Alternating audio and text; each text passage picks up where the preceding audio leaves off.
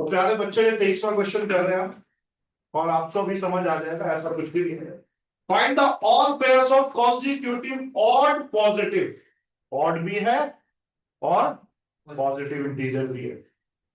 अच्छा, odd numbers के बीच में कितना गैप होता है बच्चों? 2 का। दो लगातार ऑड नंबर्स के बीच में कितना गैप होता है? 2 का। जैसे 1 के बाद 3, 3 के बाद 5, 5 के बाद 7, 7 के बाद 9, 9 के बाद 11, है ना? इवन नंबर्स में भी 2 का गैप होता है। तो मान लो स्मॉलेस्ट ऑड नंबर x मान, स्मॉलेस्ट जो हमारे पेयर्स की बात हो रही है ना, कि ये कंडीशंस को पूरा करें, उनमें से स्मॉलेस्ट ऑड नंबर मैंने कहा x है। तो नेक्स्ट ऑड नंबर क्या होगा? जल्दी बोलो। कॉन्जिक्यूटिव है ना, तो उस कॉन्जिक्यूटिव में छोटे वाला मैंने x माना, तो उससे जस्ट अगला नंबर क्या होगा बच्चों? x+2।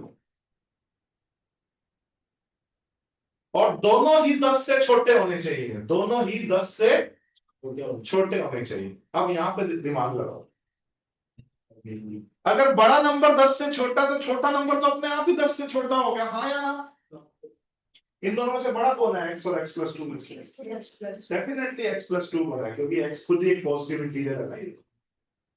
तो अगर बड़ा नंबर 10 से छोटा है, तो छोटे नंबर को देखने की जरूरत नहीं है। तो एक कंडीशन इनइक्वालिटी की यही है, x+2 जो है वो 10 से छोटा होना चाहिए। अब कई बच्चे कह रहे हैं सर आपने बड़े नंबर के लिए तो 10 से छोटा लिख दिया, छोटे नंबर के लिए नहीं लिखा। नेचुरल सी बात है, तो रीजनिंग की बात है यार। दो नंबर है, बड़ा नंबर अगर 10 से छोटा है तो छोटा नंबर तो ऑटोमेटिकली होगा, तो बार बार लिखने की जरूरत नहीं। तो x+2 अगर 10 से छोटा है, तो x के बारे में क्या विचार हुआ? Less than 8। एक कंडीशन ये कह रही है कि x should be less than 8। मैंने x क्या माना है? छोटा नंबर। उन दो लगातार नंबर्स में से मैंने x क्या माना है? छोटा। एक कंडीशन ये कह रही है कि x should be less than 8। अभी खत्म नहीं हुआ, अभी तो आगे बढ़ते हैं। आगे वो क्या करें?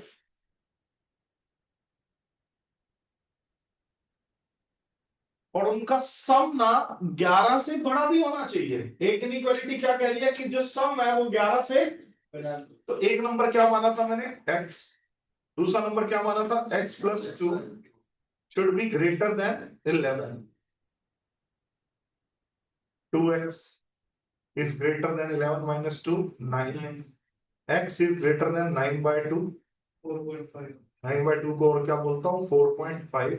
प्यारे बच्चों, x क्या है? एक पॉजिटिव इंटीजर है और ऑड भी है। ऑड पॉजिटिव इंटीजर देख रहे हो? तो 4.5 से जस्ट बड़ा पॉजिटिव इंटीजर कौन है? 5। तो स्मॉलेस्ट नंबर 5 हो सकता है, यस। और उससे अगला नंबर 5 और 2 7 हो सकता है। तो एक पेयर क्या बना? 5 और 7। छोटा नंबर 5 और उससे जस्ट अगला नंबर 7। और एक को कह रहा है कि छोटा नंबर 8 से छोटा होना चाहिए। हाँ, 8 से जस्ट छोटा नंबर कौन सा है? 7। तो उससे जस्ट बड़ा नंबर क्या हुआ? 7 और 2 9। तो मेरे दो आंसर है इस क्वेश्चन के। एक पेयर है 5 और 7 का, एक पेयर है 7 और 9 का, जो इन कंडीशंस को भी पूरा करना है। किन कंडीशन को?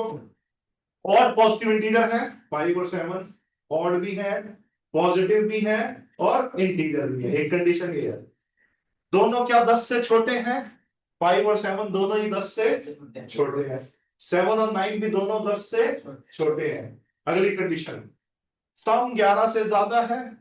5 और 7 क्या होता है? 12। 9 और 7 क्या होता है? 16। तो ये सारी कंडीशन पूरी होगी, तो ये दो ही आंसर पॉसिबल है। बोलो, आया समझ अच्छे से? तो ऐसे दिमाग लगाना पड़ता है 11th क्लास में। आगे 10th में तो सीधे सीधे क्वेश्चन